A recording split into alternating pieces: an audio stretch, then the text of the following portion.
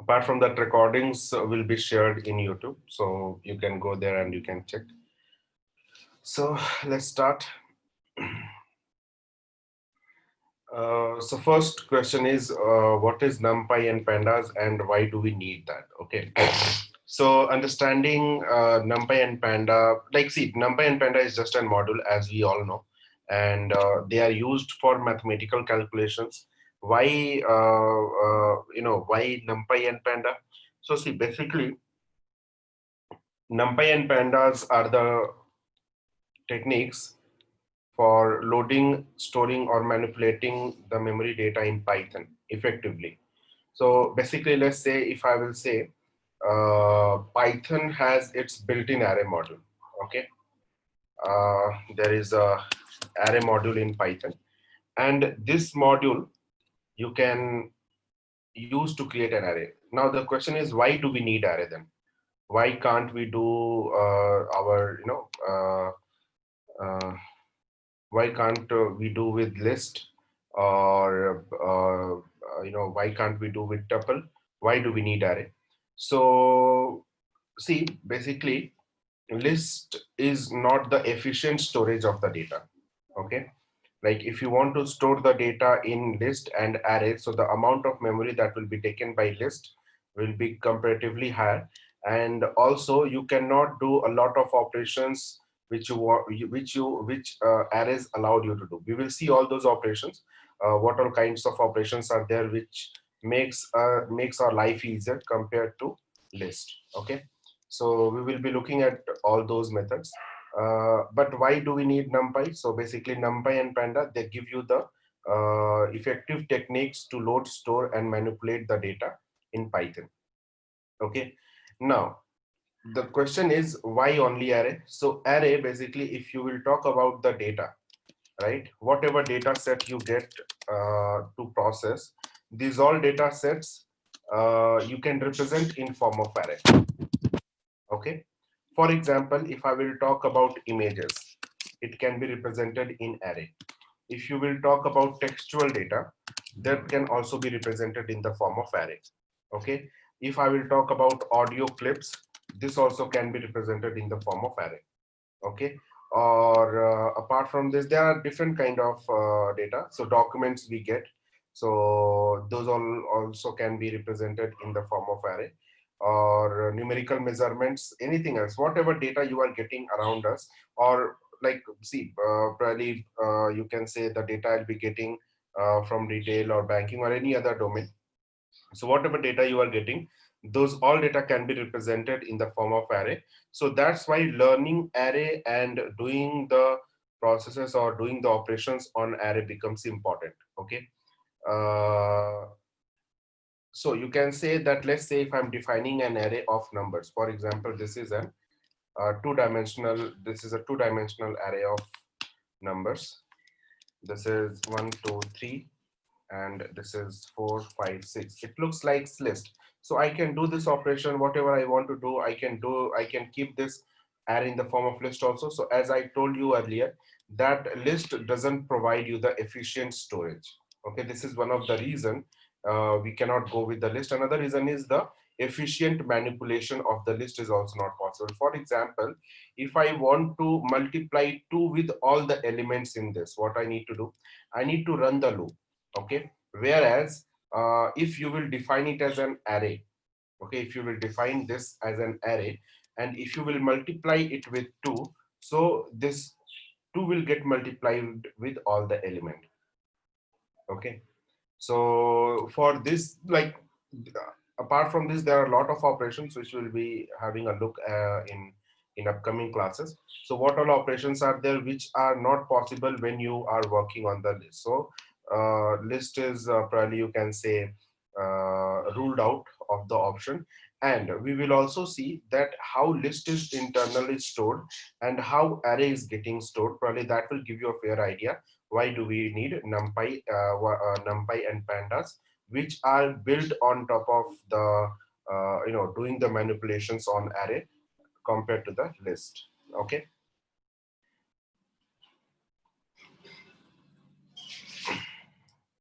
Okay. So one thing we have understood from here, one thing we have understood from here, that data set. So we need to understand data set is that data set is nothing but the collection of most of the data sets, whatever you are working upon. They can be represented in the form of array, whether it is document, image, sound clips, or textual data, anything that it can be represented in the form of array. If you, those who are from technical side, they may remember if they have done the image processing. Okay, so image in form of array. If you will see this, so probably somewhere you will find it is not showing here.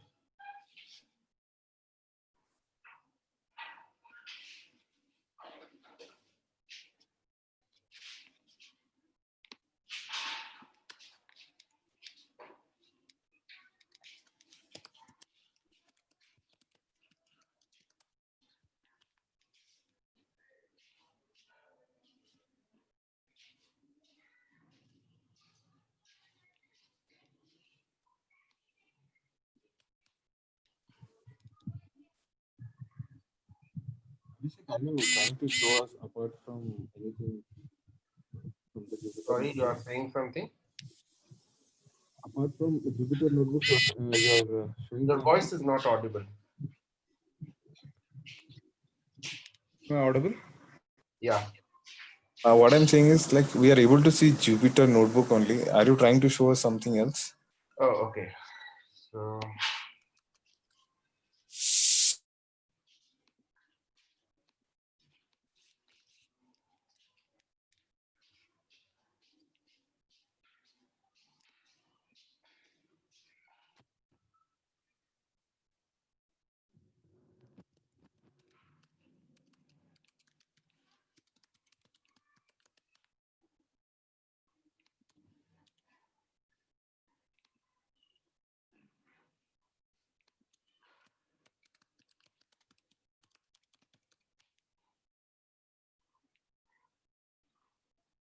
it's not showing here. I found one link I was looking for. I didn't. I forgot that what exactly. Yes, this is. Yeah, so.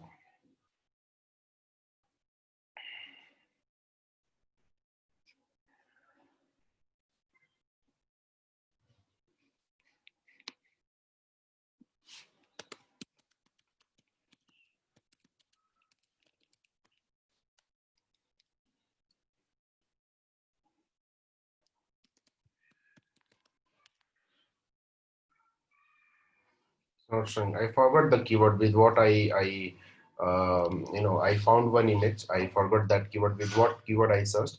But you can do the search with the different keyword. What you will find that there is an image and it can be represented in the form of array, a two-dimensional array with respect to the brightness and contrast which you have in your image. Okay. So any image basically can be represented in the form of array. That's what I wanted to show anyway. So basically, one thing we have understood that data set is nothing but any data set you can represent in the form of array, whether it is image or textual data or audio clips, whatever data you are working upon, that can be represented in the form of array. So now data science means what? We are going to do the operations with the data. So if you want to become a good data scientist, then you need to have a good hold on array operations and array related tasks. So that's the reason we are main focusing on NumPy and Pandas. That is the important aspect here of our these classes. So the next part is what the next question is, why do we need NumPy and Pandas when we already have list in Python? So yes, we have the list in Python, but the most useful and simple calculation that you can do in array or on array using NumPy and Panda, that is not allowed in list, that we have already discussed. And when the data grows, then the efficient storage of the data becomes an important aspect. If you are not going to store the data efficiently, probably it will take a lot of memory, and then your system will not work properly. Whereas when you use NumPy and Pandas array in NumPy and Pandas, so it stores the data in the form of array efficiently, and it will take probably the less amount of storage compared to the list. Okay, why it takes the less amount of storage? So for that we need to understand that how a list is stored in Python. Okay, before that, let's say if I will talk about integer value. If you remember, uh, in our discussion in the normal classes, so let's say if I'm writing a is equal to 10. Okay, so here I am not specifying that it is an int value, but still it is taken as an int value. Okay, and if you also remember, I told you that there is something called reference count. Okay, there is something called reference count. As soon as this reference count reaches to 0, this object will be deleted from the memory. Okay, and if you have at least 1 or 2 reference count existing, then that particular object will be there in your memory. So how this data is getting stored? So any integer data or any data which you are storing in in Python, so it not only the data, apart from the data, few more things are getting stored. So in C, when you write a is equal to 10, int a is equal to 10, so that int a is equal to 10 is just a number. Okay, that number is getting saved in the memory. But in Python, along with that data, along with that digit 10, other value which are getting stored in Python is object reference count, object type, and object size. Okay, if you will have a look at the size of int in C. So this is somewhere 1 byte, 1 byte, 2 or 4 byte. Unsigned int is 2 or 4 bytes. So you can check it is not going to be more than 10 bytes. Or let's see this table. So 2 bytes, 8 bytes. It is maximum 8 byte. Long and unsigned long are also getting stored in maximum 8 byte. But if you will come here, let's say if I will talk about this, int a is equal to 10. So import sys and print sys dot get size of a. So it is 28 bytes. This is byte. Okay, it doesn't gives you the unit, but this is 28 bytes. Why it is taking 28 bytes? Only 10. Whereas if you will store this same 10 in C, so maximum it can take, if you will assign, like if you will declare a variable as long type, it will take 8 bytes only. But in Python, it takes 28 bytes.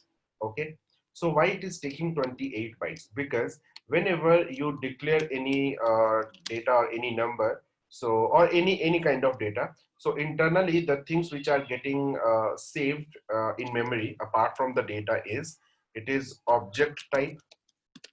Okay, it is the reference count.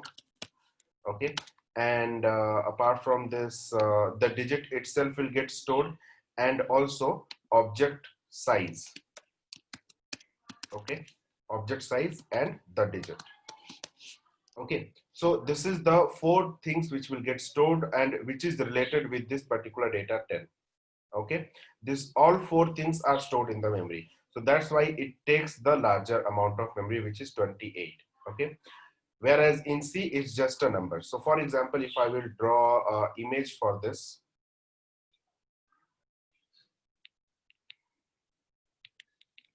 So let's say if I'm talking about C integer type, if I will write a is equal to int a is equal to 10 in C, if I'm writing a is equal to 10, a is equal to 10. So in C, there will be, let's say, a consecutive block of memories, and in some memory, the 10 will be stored. Okay, let's say 10 is stored here. So basically, A is pointing to this in case of C.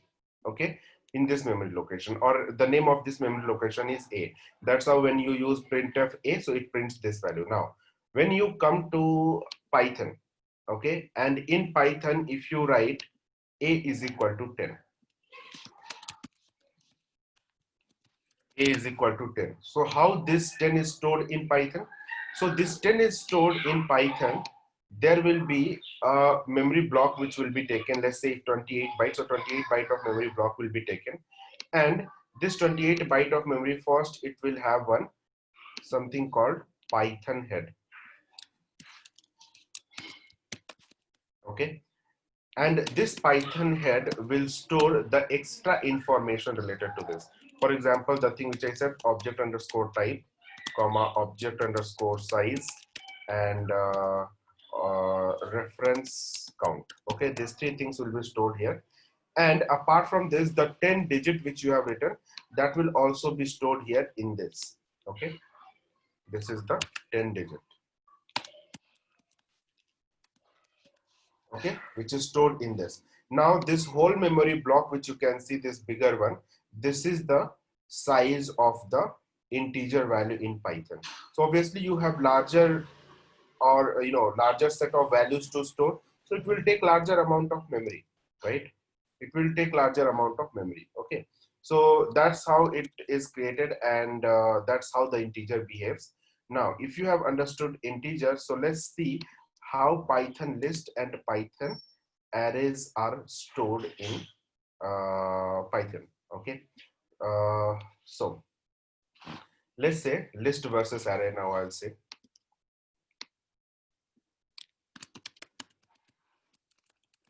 list versus array. So how they are stored in Python. So we can see one thing, that how integer is getting stored. So if you want to store just one integer, this is the whole value. Now we need to understand what is an array. So array is a kind of list, but it is the homogeneous collection of the data. Means it can take only one type of data. For example, it can store only integer, or it can store only object. Let's say you can say string, or it can store only float value. Okay, so or any a single type of data. So I can say array is a special case of list, right? Array is a special case of list. So when I'm saying array is a special case of list, means array is a list, but it is storing only a only a special kind of data. For example, if one data, if it is int array, so it will have only integer values inside that array. If it is a float array, then it will be having only float value inside that array. Okay, no, I'm just explaining. So I'm not writing anything right now. Correct. So I hope you are able to see this. I'll be explaining it here, so don't worry. Okay, so I can say that array is a special kind of list. Okay, so whenever I'm saying, let's say if I have a collection of 10 numbers, 1 to 10, okay, as a list. So if I'm storing it as a list, then all the 10 numbers which I have created, okay, all the 10 numbers in the case of list will be pointing to this object. So every number will be having this in the case of list, whereas in array, how it is represented. So there is a, okay, so let me,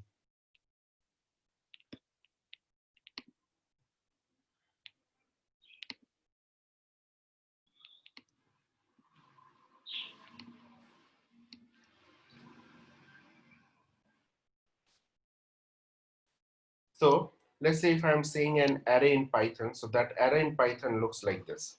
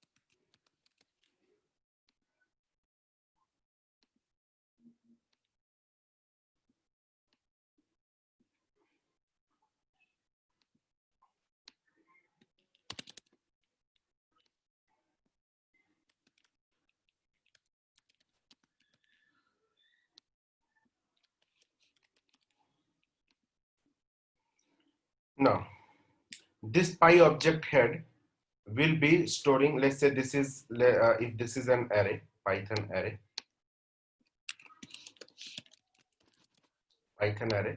So this whole array is a sequence of numbers. So this will be having, let's say 1, 2, 3, dot, dot, all these 10 numbers it is having, correct? So all these 10 numbers, this consecutive blocks of memories are having. So these blocks of memory will be represented by this data, and related to these blocks of memory, the type, okay, object type is array, then object size, how much size it is taking, and then object reference count, how many references you have created. For this array, it will be stored in PyObject head. Apart from that, the extra information related to dimension and strides, that will be stored in some other location in the same this Python. This whole is representing Python array object. Okay, so these all informations are stored. Now if you will see here, all these numbers are stored in a consecutive block of memory, and since it is only integer type, okay, so I can store it in this way, and only one reference will be created from the data. Okay, now let's see if the same array numbers or consecutive value of numbers, if I will store in the case of list, then what will happen. So in the case of list,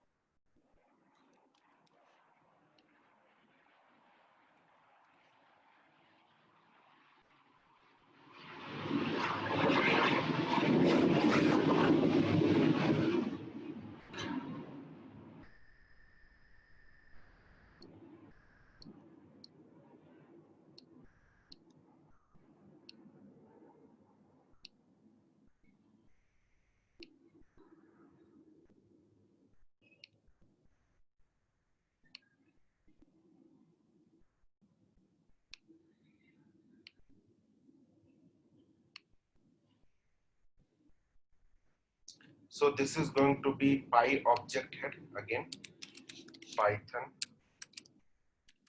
object head, and this is going to be the data. Okay, now this data will point to this array of numbers. These arrays are nothing but again sequence of IDs. Let's say I can say ID1, then ID2, okay, then I can say ID3, and so on till ID10. Okay, so all these values, see, internally we have seen that in the case of string or in the case of list, the values are not stored at some location. So values, individual objects are stored in the heap area. Okay, and in the heap area, this list index point to that particular index, correct? So if I'll get the ID, let's say if I have a list, this is a list 1 2 3 4.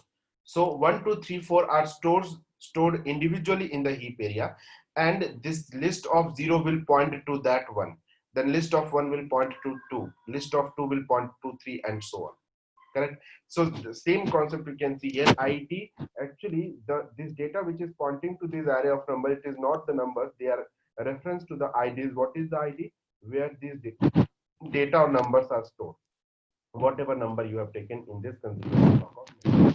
So it is taking more amount of memory, right? It is first storing at the individual level, then it is creating an array of IDs, and then that is referred by this data.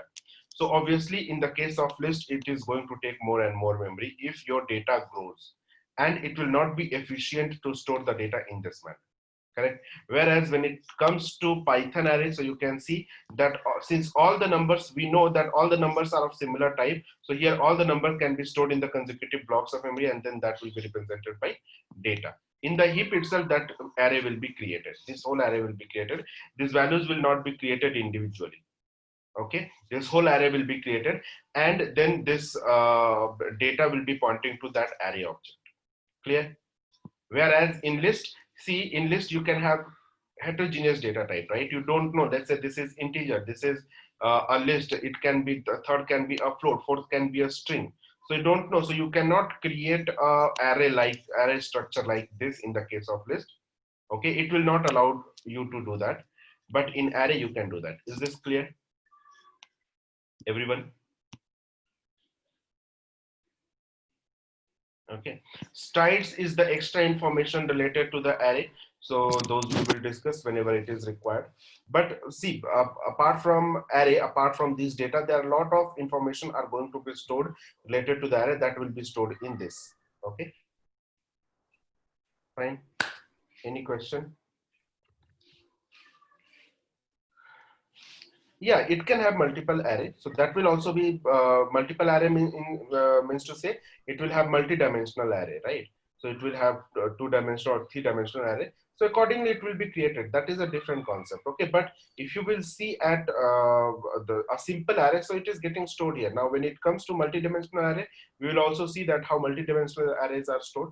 But if you can see at the very granular level how this list, simple list and simple array are getting stored. So if simple array is memory efficient, then multi-dimensional array or higher level of array will also be memory efficient. Okay. Okay, Sankar? Yeah, okay. Okay. Now, so now we have seen that how we can store this array in Python. So having discussed this, let's say, any question here from anyone? So the array is also having the homogeneous value?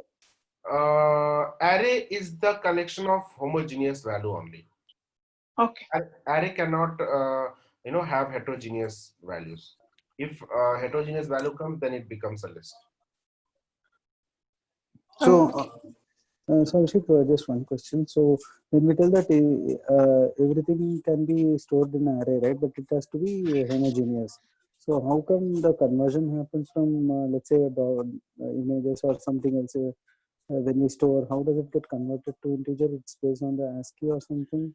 No, yes, internally see, if you are writing anything, whatever you are, we have discussed in the very first class that whatever The ASCII even thing, this yeah. Google Chrome is also a kind of internally every instruction is getting converted into binary signals. Everything is Yes, yes, binary. yes. I remember that. Okay. So even images internally also, if you remember, I told you they are getting stored in the form of bytes and byte arrays. Okay, So okay, that okay. bytes and Okay. byte arrays are also Got it, Abhishek. Thanks. Yeah. Sorry.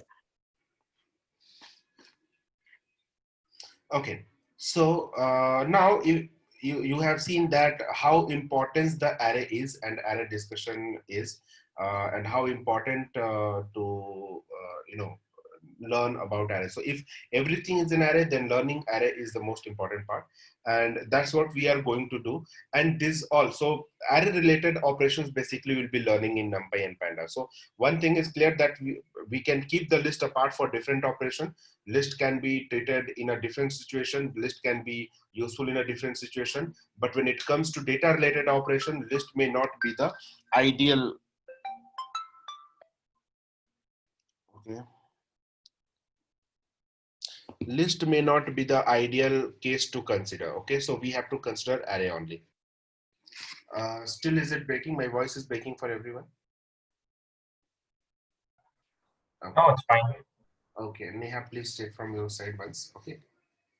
So array has to be, you should have a good hands-on on array. So that's why we have developed a different module at all, like NumPy. First we came up with NumPy. Now on top of NumPy, we came up with Pandas. So Pandas is basically the advanced version of NumPy, where you can represent multi-dimensional data and you can just label arrays, rows and columns. Okay.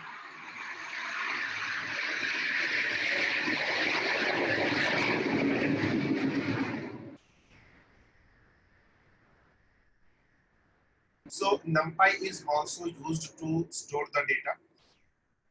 Okay, So NumPy basically provides you the efficient storage of array. Okay. So NumPy is for that. But when it comes to efficient operations, probably again NumPy is lagging somewhere. So we came up with efficient storage and efficient operation, that is the Panda model. Okay. So we'll be looking at all these examples. Let's move ahead. Now what I'm going to do, we will create few arrays. So any question till here? Anyone having any question? Okay, so now let's move to how we can create an array then. So we have seen that why NumPy is required, why Panda is required, why array is required. So all this discussion we are done. Now we are going to do some hands-on. So we'll see how we can create an array in Python using NumPy. So first of all, if you are going to create an array using NumPy, so you need to import NumPy. Okay, so if you are going to import NumPy, so you know that how you can import. You simply need to write import NumPy, and it will import the module. The most used acronym for NumPy is NP. Okay, so in most of the cases, wherever we use, like for example, if you remember, I imported, okay, a name to this math module as M, and if I want to use any function file in the I should not write math.sqrt of 4. It will give me the error. Math is not defined. Whereas if I want to use this, so since I have renamed it as M, so I will give it as M. Okay, so now it will be working. So similarly, so this acronym can be used in the case of NumPy also. You can use any name here. So you may write import NumPy. You can write as N. Okay. But the most used acronym is NP. So we use NP. Okay. So you may write any name here. Okay. You may write NP or N or NP1 or NP2, anything. Okay. Okay. Now, a few things. If you want to check the version which you are using here, so you may simply go ahead and write np._version. It will give you the current version of your NumPy which you are using or installed on your system. Okay, it is this. And also there are a lot of methods available on NumPy module. So if you want to check all those methods, then probably you can go ahead and you can type here np dot tab, np dot and tab. Okay, it will give you a huge list of methods available in NumPy. Obviously, we are not here to discuss all these methods. Rather, we will be discussing few important methods which will be useful for us. And also the method which you'll be using, that also you'll be using in your day-to-day life. If you feel that some method which I don't know, you can go ahead and check what all methods are there with the dir of np. It will list you all the list of, it will give you a list of all the methods available in NumPy, and using that particular method name or function name, you can Google it out what exactly its role is, and then you can use that. Okay, fine. So now the next part is, let's say we'll see how we can create an array. So first I need to show you that how we can create an array using array module. There is a built-in array module in Python, how you can create. So you can simply write import array, and then you need to create one list. So see, whatever arrays we will be creating, we will be using either we'll be taking the help of list or range, or you can say a dictionary, okay, for creating the arrays. So as of now, I will just create a list of 10 values using range function, and then I will be passing that list to the array function in the array module. Okay, before that I need to specify the data type. So for example, I will be writing lst is equal to list of range of 10. Okay, now I need to create the array, so I write array is equal to array module. Inside array module, we have array function, and inside array function, if you want to create an array, the first argument you need to mention here is what kind of data you are going to take. So here you are going to take integer type of data, so you will mention I, and then the second argument will be the LST from which you want to create an array. So this will create an array for you. Array. If you will run this, it is giving you array type. Okay, clear? So the value here are the integer type, and all these values are integer values. Okay, so this is the way you can create array using array module.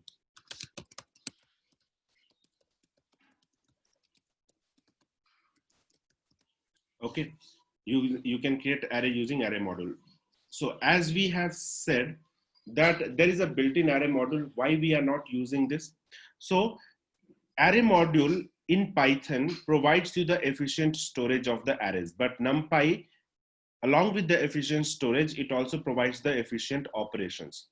Okay, efficient operations on the array. That's why we moved to NumPy. So let's say if I want to do a few operations on this array, probably it may not be, it may be taking extra amount of time. Internally, some extra amount of time it might be taking. So we are not going to use this array module in Python. We are going to use NumPy. So for that, now I will import NumPy as np, and then I will be seeing that how I can create the array using NumPy module.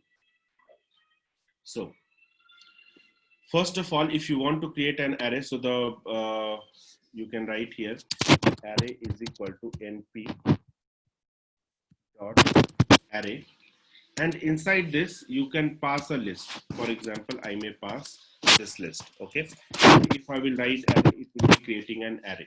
Okay, you can either write array or you may print it also. So once you'll be printing it, so you will see the difference between this. If you will just write ARR here, so it gives you that it is an array type. But if you will print it here, and one more difference, the elements are separated by comma. But if you will print using print statement this array, so that array removes that it is an array type, but internally it is an array type. Don't consider that, don't think that it is not an array type. Still it is an array type, and the values are normally separated by a space.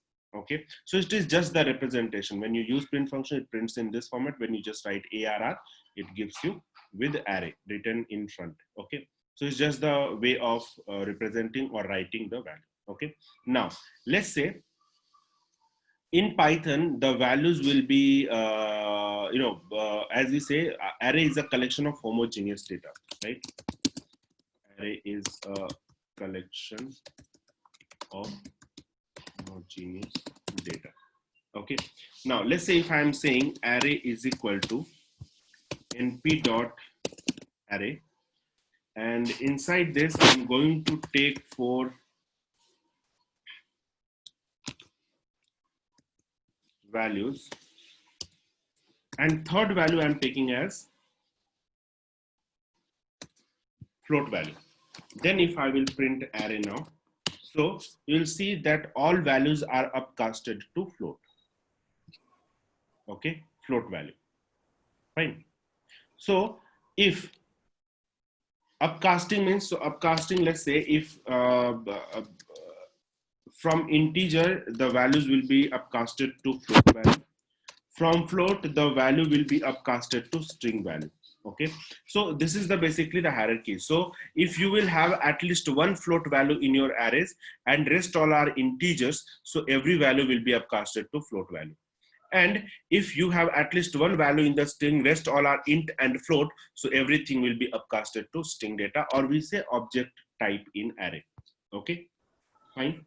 So upcasting, it doesn't allow downcasting. It will always upcast the values. So if you are adding one value, which is, let's say if you have a collection of integer value, but only one value you have entered, that is float value, so everything will be converted into float type. All the data will be converted into float type.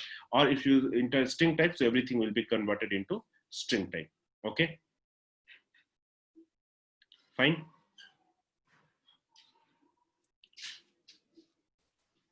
Okay, okay.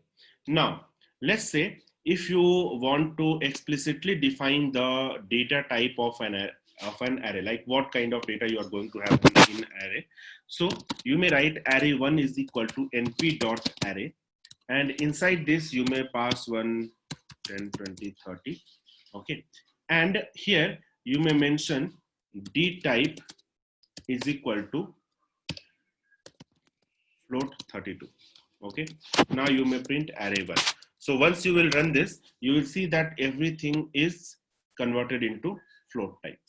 Okay, so here you have mentioned that the data type explicitly should be float 32 type. Okay, now what this float 32, float 64, int 8, int 16, int 32, int 64, all this we are going to discuss in the data type, and give you an idea about that.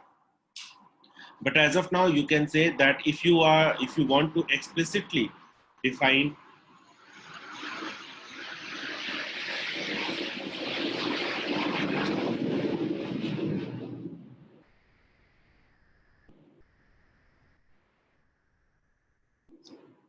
okay, if you want to explicitly define the data type of an array, that what kind of data you are going to have in an array, so you can go ahead and specify the data type of that array using the type attribute of the array function inside the NumPy.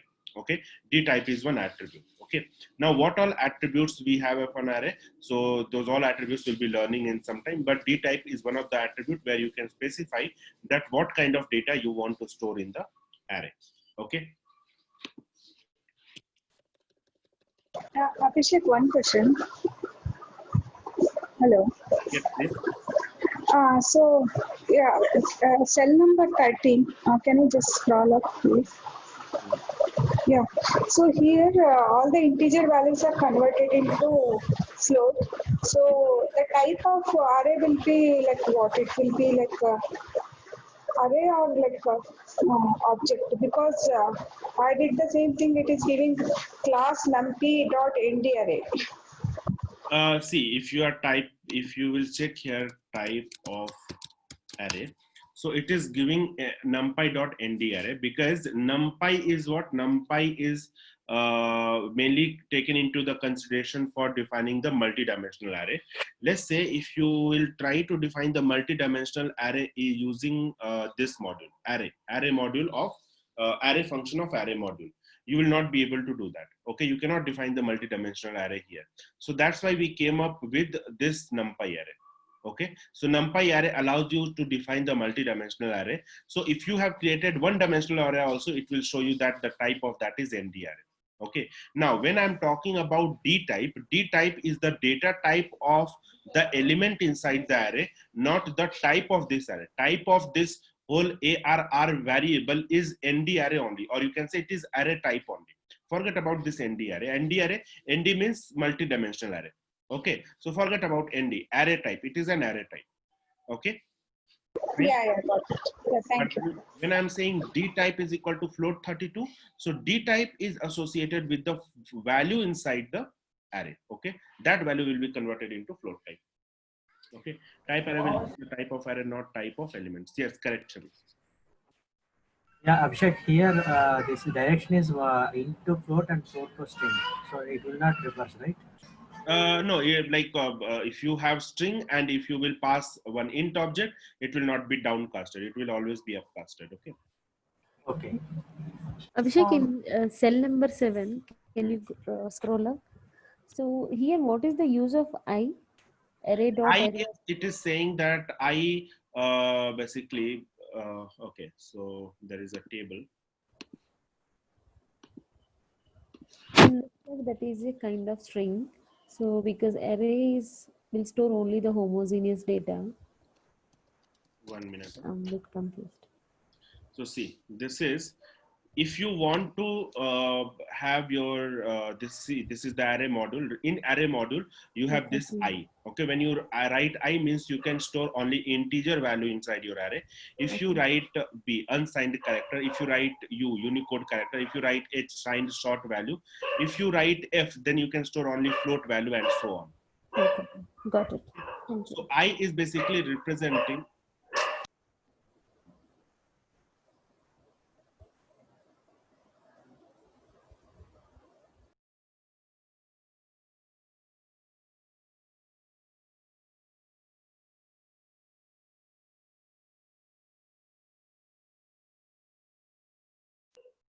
okay. I is basically representing this data type of the element which you are going to have inside this array. Okay. Yes, Okay. you're asking some second question. What is that? That's all. That's fine, right? Yes, yes. Abhishek, one more question. Can we have one sample array where we will have heterogeneous data?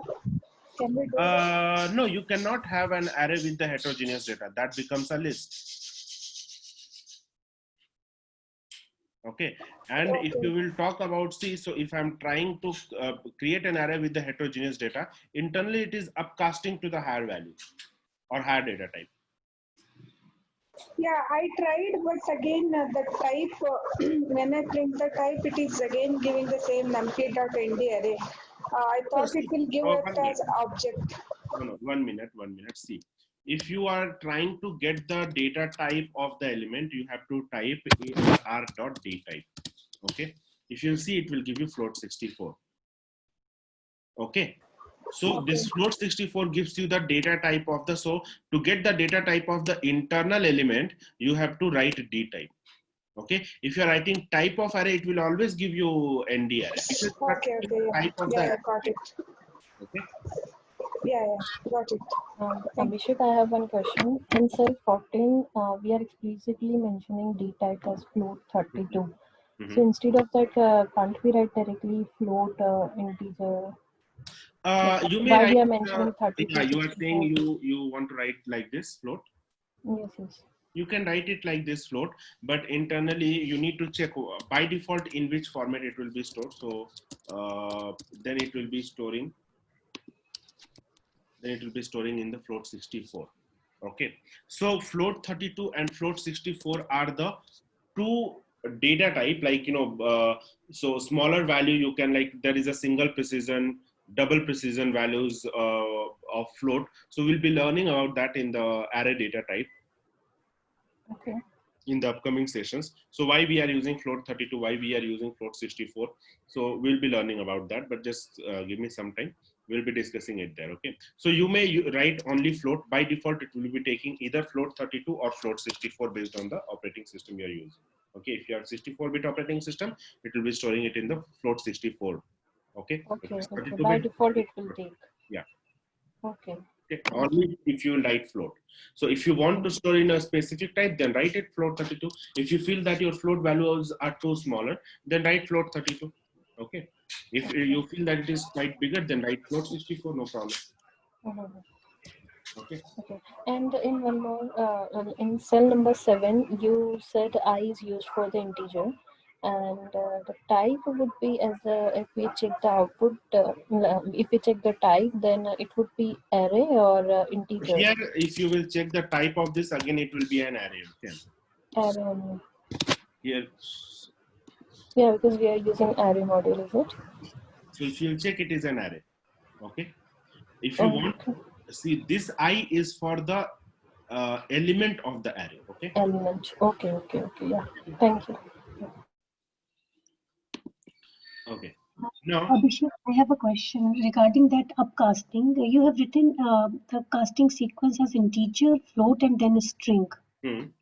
So if one element is a string, all other will get converted into a string. yeah, Correct? let's say if I will keep this in the quotation. Okay, everything will be an object type. Okay. Correct. So when you write these three, does that mean it will only take three types of data, like integer, float, and string? Sorry. You have written a sequence. So does that mean that NP array will only take three data types? No. See, basically there is nothing called string. There is something called object. Okay. Correct. So let's say in this object now everything will come, string, list, and other values, other types will also come. Okay. So obviously, let's say if you will try to keep a list, it cannot convert this whole thing into a list or array type. Okay. So that we will see later. But as of now, why I have written this thing. So we will be learning about the other upcasting hierarchy in the coming classes. But these all are the three very known types we know. So int, float, and string. So if you will write anything into the float, then everything, if you have written everything in int, so that int will also get converted into float. And if you're writing it in the string format, so int and float will also get converted into the string format, like you can see here. Thank you. Rest all we will discuss. Okay. Thank you. Okay. Now we are going to explicitly define the. We have seen that how we can explicitly define the data type and resulting array using D type attribute. Now let's see how we can create a multi-dimensional array. So for creating a multi-dimensional array, we know that how you can create a multi-dimensional list using loop comprehension. We already have seen. So let's say, for example, AR is equal to np dot array, and inside this you may pass a multi-dimensional list. For example, I will write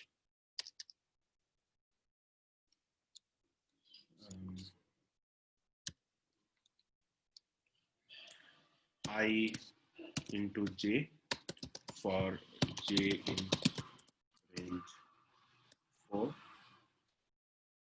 for I in range 4. So there is no error. Print. Now, if you'll see, so let's say if I will just run this. Yeah.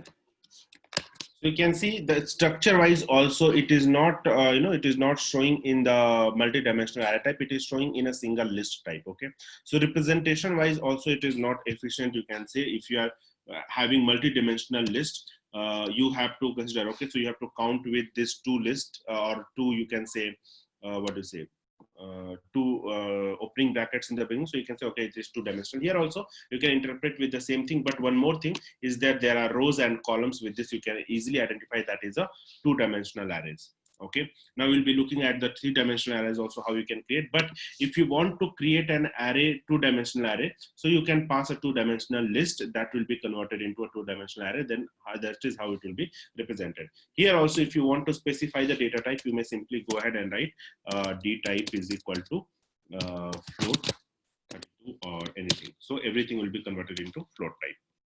Okay, fine. The next part is routines in NumPy. So what is routines in NumPy is, routines is basically to create the array from scratch. Okay, for example, I want to have an array or create an array where all the elements are initialized with 0. Okay, so what I need to do, one option I have is I can create a list where all the elements will be 0. Okay, so and then I can pass that to array function. So doing that again, that is an extra step, but for that we have a built-in function. Okay, so you can do that using that function. Similarly, if you want to create an array where you want to have all the elements, all the 10 elements should be 1. Okay, similarly, if you want to create, so that is one-dimensional array. If you want to create a multi-dimensional array, let's say two-dimensional array, where every element will be having 1. So how you can do that? Let's see all these things, how you can create. So these all are called the routines. Okay, why do we need routines? So if you want to create an array for some fast calculation, you don't have to go and write the for loop and everything. We will see that how for loop is affecting your program. For loop takes longer time than creating the array using function. Okay, let's say if I will say that to create this array, you can say that I will take the help of loop. I can simply write this. Yes, you can write this, but this is taking more time than creating the array in this manner. So obviously you can replace this part. Let's say if you just want to create an array, creating an array of 10 values where everything or every element is 0. Okay, so if you want to do that, then what you can do, you can simply go ahead and write print np dot zeros. Zeros is a function, or we say this zeros is a routine also, which creates a list, which creates an array of the specified dimension, like of a specified number of element, and you can also specify the data type for that. For example, I want zeros means it will create an array where every value will be 0. Now, how many elements will you want? So I want only 10 elements. I want only one-dimensional array. So I will write 10, comma. I want data type to be, let's say, is equal to, I will write int 32. Okay, you can specify int 32 also. Now if you will run this, you will see that one array is created with where you have 10 elements and all 10 elements are initialized with 0. If you will check the data type for this, so you can just write d type and it will give you that it is int 32. You can change it to float 32, float 64 or anything. Okay, fine. Clear, everyone? Yes, Abhishek. Okay. Now, similarly, you can create an array of 10 values where every element will be 1. Okay. So for that, we have a function called np.ones. This all we are creating one single dimensional array, np.ones. And if you want to create this, so this move is not required. Run this, one array is created where 10 elements are there and all the elements are having only 1. Okay, so this is using ones. Now, let's say if you want to create this ones routine, but multi-dimensional array, for example, 4 cross 5. Okay, so 4 rows and 5 columns. Okay, so one thing you need to keep in mind, let's say if I will mention anything in the bracket. Okay, so the first value will always represent to row and second value will always represent to column. Okay, so if I'm using any such notation, so remember one thing, that the first value is representing to row and second value is representing to column. Okay. Now, so let's say if I want to create a 4 cross 5 multi-dimensional array where all values are set to 1. Okay, so I will write here, creating a multi-dimensional array of 4 cross 5 size and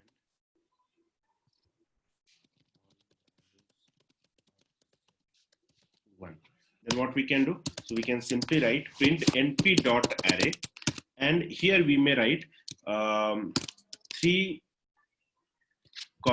5. Means it is first is row and 5 is column. So 4 is row and 5 is column. 4 cross 5 we want, and then it will be float. It depends. If you want a float value, you can specify that it is a float. Okay. Here it is int. I have specified it as int value. Okay. So now I will specify the d type. So if I want, I can write d type of. Yes, I can write float 32. Now if I run this, so sorry, np.ones. Okay, I've got the array 4 cross 5 array, means 4 rows you can see, 5 columns you can see. So 4 cross 5 row where the data type is specified as float type. Okay, and all the values are initialized with 1.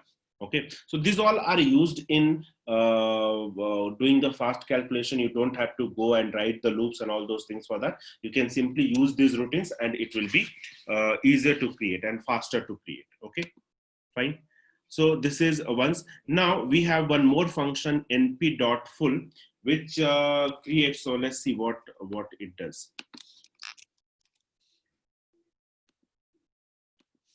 So what we want to do, creating an array of 4 cross 5 where all elements are set to 3.14 by default. So you can simply write print np.full. By default, all the values are set to 3.14. So you will write here inside full function, what is the dimension? First, I will write the dimension. I will write 4, 5 row and column, comma, the values should be filled by 3.14. Okay.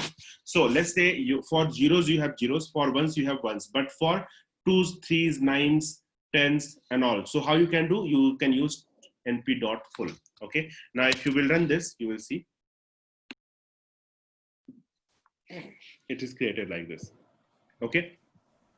So now it has created 4 cross 5 array, and all the values, all the elements are filled with 3.14. So full is a function to create an array in this manner. Okay. Can we have alternate 1010? 10 like unit matrix, how we have. Which matrix? Unit matrix 1001. Unit matrix means you will be having alternate element as 1010, or identity Yes. matrix you want to say, like here diagonally you will have one. You can, okay, identity matrix. Identity matrix, yes, we have for that np.I function. Okay. Now, so next is using arange function. Also, you can create an array. Arange function is similar to the range function in Python. If you remember range, so range function creates a sequence of,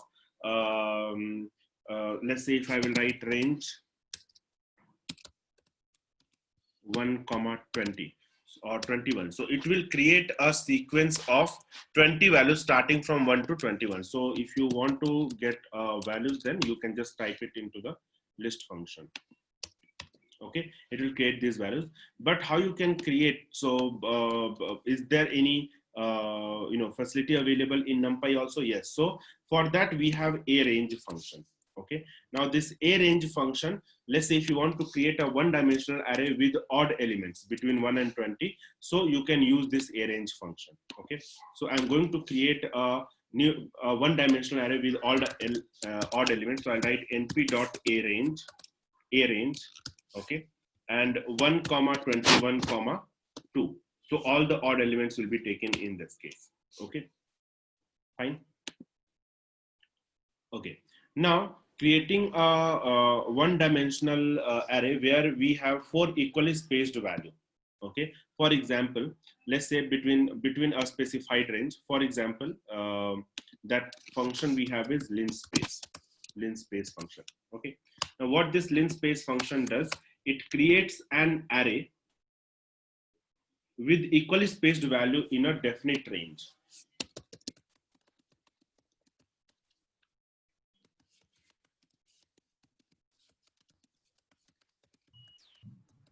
Abhishek, in here. So in the above function, what is the default D type? If you don't default, okay, so let's say if you will not write this, it will take 0. Sorry, remove this. No, not here, the above functions. This one? No, above. This one? No. Can you scroll up more? Yeah. Okay. So if I don't specify D type here, what's the default one going to be? Default, it will be taking integer. Okay. Okay. Okay, got it. Thank you.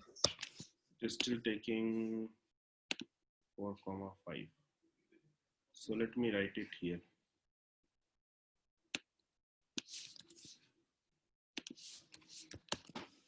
No, it is taking it as a float. Default is float, you mean to say? Yes, float. Float, you can check the D type of this. So what is float, 32 or 64? Type it is float. Okay. Oh. Okay, now linspace. So linspace is, let's say if I want to create a one-dimensional array where we have 4 equally spaced values, then what we can do in a specified range. So we will write print np.linspace, and I'll specify the range between 0 and 1, and we want to have the 4 equally spaced value. 5 is equally spaced value. So 1, 2, 3, 4, 5. We have written 5 here. Okay. So you will see between 0 and 1, this has been divided into 5 equally spaced. So 0, then 0.25, 0.5, 0.75, and 1. I can write it as 10 also. So it will create 10 equally spaced value. I can write it to 9 also. It will create 9 equally spaced values. Okay, so whatever you will specify here, it will create that many, I will write 9 here. So that many equally spaced value inside an array. So linspace is used for that. You can specify the range. So first value will be the from where you want to start till where you want to get. And in that range, what is the equally amount of values you want to be distributed. So you can specify that equally amount of values. Okay, if you want to write just 1, you may write 1 and it will create only 1 value. Okay. Abhishek, this A range and linspace, are these possible in multi-dimensional? Yes, it is possible in multi-dimensional array. Can you show one example? I will show you. In one. Okay. So now let's say now I want to create a 3x3 array with uniformly distributed random values. Okay, some random values I want. So for that we have random module in NumPy. So using that we can create. Now let's say if I will write it here, 3x3 array of uniformly distributed random values, then I can simply go ahead and write np.random. Why we will call it as a routines? Is there any routines? Because routines means what? Tell me, like, when you follow a routine, you do a task on a regular basis, right? Yes. Correct. So we follow that. We don't have to think about it that, okay, so if I have to get up in the morning, what I need to do. So that is the routine, right? So the same way, if you want to create a task or if you want to create an array of these types, then you can simply go ahead and use them. So they are used for a fixed purpose. That's why we say they are routines. Kind of built-ins. Kind of? Built-ins. Yeah, built-ins, yes, built-ins. Okay. Now, if you see here, so it has created an array, 3x3 array of random values. Okay, it will take some random values. Let's say if I'll run it next time, or if you will run it, it may give you some different values. Okay, it is not like it will give you always a fixed set of values. So it will always give you a random value. Okay, now one more thing you need to understand, that if you want to, let's say, fix it, then you can simply go ahead and write np.seed of 0. Okay, now np.seed, let me check where it is.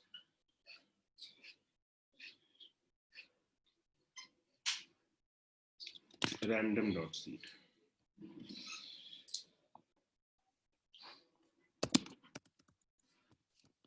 Okay, so now if I will run this, it doesn't matter how many times you are going to run this, so it will always create the value. So seed means this seed function is used for reproducibility.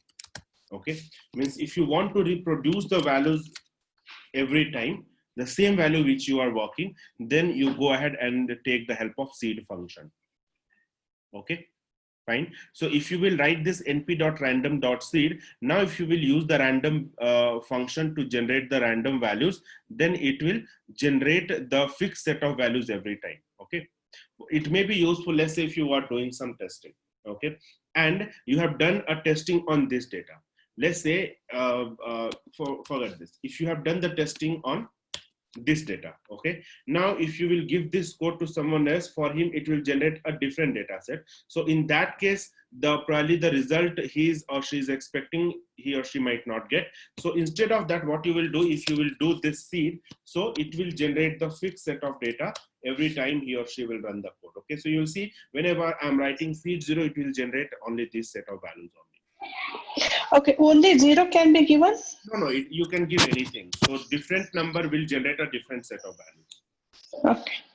Okay, you can give anything of 0, 42, 5, different number will generate a different set of values.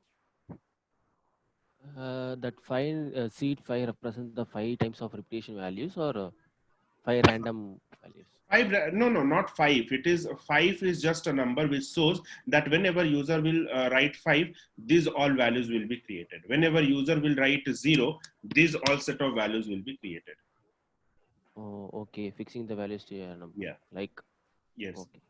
And I have another note, like np.random. Okay. Then why you are calling a random again for 3x3? See, random is a module in NumPy, and random is a function in this random module.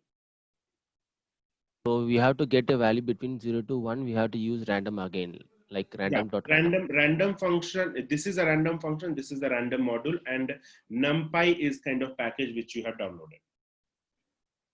No, what I'm asking is, it is only for the values between 0 and 1. Which one? This no. It's yes, sorry, yes, between 0 and 1. Correct. Yeah, that random.random model. Yeah. Okay. How can we specify the different range?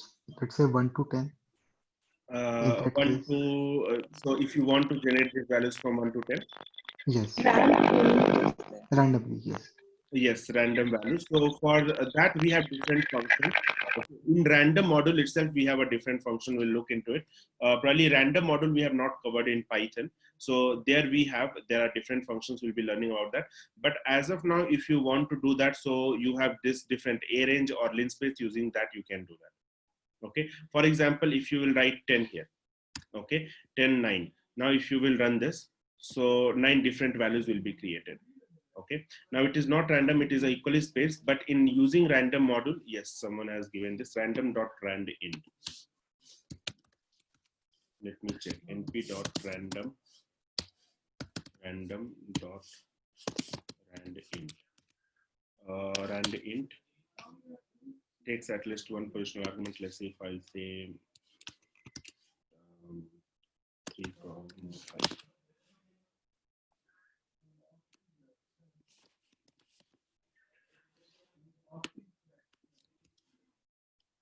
1, 2, 3, 4. So it generates a random value. Okay, so not this one. Not this one. So let me check. Let me check the function to create an array. Okay, I will tell you. Let me see if I have different function. Random.randint, correct, this function. 1 minute. It will work same as range. Maybe you should give some matrix like size. Random.randint 0, 10, 3, Size. You should provide size equals to 3, 3. Hello. 3, 3 is the, this is the Size of matrix. Yes, dimension. Okay. And 0, 10 if you are passing, so this is in which range you want to specify the value. Okay. So basically we could have done this. So yes, low, high, size and d type. So basically there are the 4 attributes in randint you can pass. The first one, from what is the low value, from where you want to start taking the values till where you want to go, and then size I have mentioned 3, 3. I've not mentioned d type, but if you'll see, so low I have mentioned 0 and 10. So between 0 and 10 it will take the random values and then it will create an array out of it. Okay, so it has taken some random values 0, 3, 3, 7, 9, 3, 5, 2, 4 and all. So this is the randint function which generates the random value. Okay, we'll see the values we same for, yes, it will be same from computer to computer, Sandeep. Start, stop and step need to be mentioned. Where start, stop and step? In arrange, no, it is optional. Sampath, it is optional. Random function returns values between 0 and 1 only. Random function, see, random function, yes, this will return only 0 and 1. And if you want to have the random value, then you can go for randint. Okay. Now there is one more function. Abhishek, one question regarding seed. It said we can give any value for seed, right? But how to identify what is the correct seed for that particular random? See, seed, no, not correct. Actually, basically that seeding is used for the reproduction, okay, of random values. Now when you don't write this seed, so if you will run this random, it will generate some random value. You don't know that which value will be created. Okay, but yes, if you give this seed 0, then you know one thing, that it will always be created from this value. Yeah, thanks. It will be fixed. This will be fixed. Okay. Now, if so, you are doing it for testing purpose. So if you are doing it with 42, then always it will be created with 42. So the other programmer who is working on this, so he'll be using 42 only, not the other number. Otherwise, probably the data discrepancy will happen. Okay. Yes, understood. Now, the next part is creating a 3x3 array of normally distributed random values. So we are going to create a normally distributed random values. So normal distribution is again, so a bell-shaped curve basically it creates. So if I will run this, so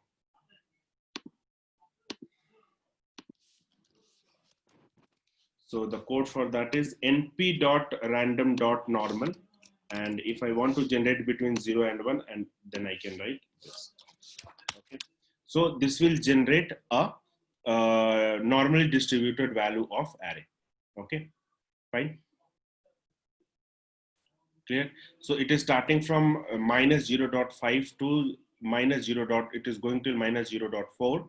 And then in between you will see that there is a peak 2.16. Okay, fine. Next. So if you want to have negative values in the array, we should use normal. We can use normal function. No, not only negative values. Sometimes it may generate the positive values also. It is the normally distributed value. Basically, normally distributed value means what? So what is the normal distribution curve you have seen? It will have both positive and negative values. Yes, it will have the combination of positive and negative value. And it is in such a way that, let's say, if you will combine all the values, probably somewhere you will get the 0. Okay, means combination of all the points, if you will do, you will get the 0. Yeah. Okay, Yes, it relates to that, Rohit. Normal distribution. That is the. What if we Is want to this have negative values in the matrix? I mean, in the array without using the normal function. Is there any other function that You can specify the range. We have seen the number of functions here. You can specify the range. Okay, a range is there or linspace is there. You can specify the range. Okay, we can use -1 instead of 0 also, right? Yeah, you can specify the range here. Okay. Okay. Yes. Any other question? Is that normal distribution is always a standard normal with both side equal always? Yeah, both side equal means it will always follow this curve. Somewhere there will be like, probably let's say this part will be bit, extended or bit, this part will be a bit lower, but generally it is distributed in this manner only. Okay, so the values will be distributed in this manner. Okay, so starting from here till here, if you'll observe, so the values are distributed. If you will plot it in using matplotlib, so it will show you the normal distribution. Okay, you have mentioned in the comment saying that with the standard deviation as 1. So here 0,1 is indicating that one? SD, sorry, what? In the comment you have given mean as 0 and SD as 1. I have specified this as the argument. Okay, so I can mention here, let me mention here too. So it is taking any argument. So this SD is basically 1, mean is 0. Okay, so if you find the mean of these values, it will always be 0, whereas standard deviation will always be 1. Okay, now this argument you can mention anything.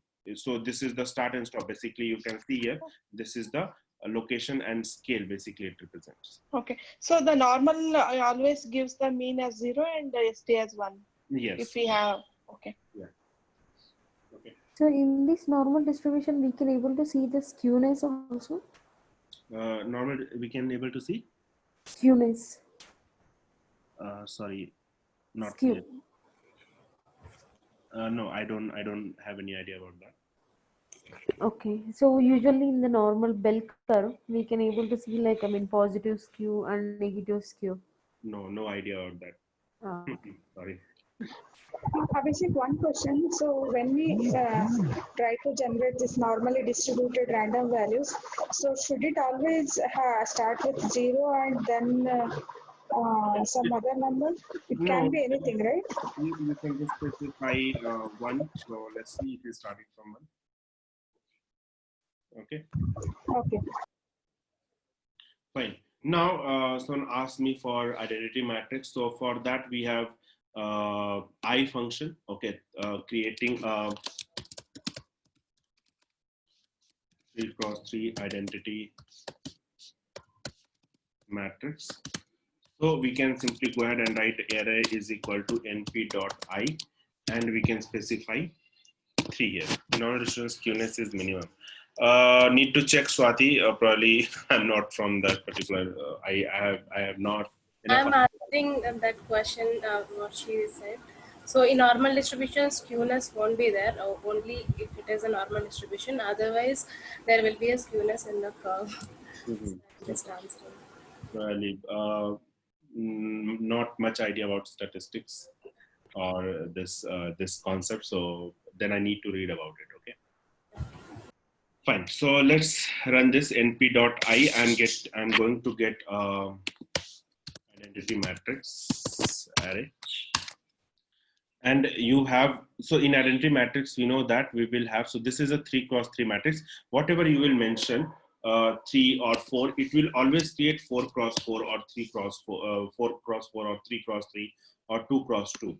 Okay. So mentioning one values, actually it takes rows and column as similar, and this you will be having always this one in the diagonal form. Okay, so let's say if you're writing 5, then it will create a 5x5 matrix, and then all the ones will be in the diagonal position from left to right. Okay, so this is how you can create an identity matrix. Now, so we are done with this. Next we will start with the NumPy and standard data type. This is quite a big topic. I'll start it tomorrow. Okay, data types and then basics of NumPy arrays. So everyone is comfortable with 7:30? Yes. Okay. Yes, Fine. Fine then. So we'll make it at 7:30 only. From tomorrow, I'll not tomorrow. From day after tomorrow, we'll try to make it till at least 9:15 or 9:30. Okay. Okay. Abhishek, I have one doubt in cell number 10. As you have changed these parameters 1 and 2. Cell number 10. No, not above. Can you scroll down? This one.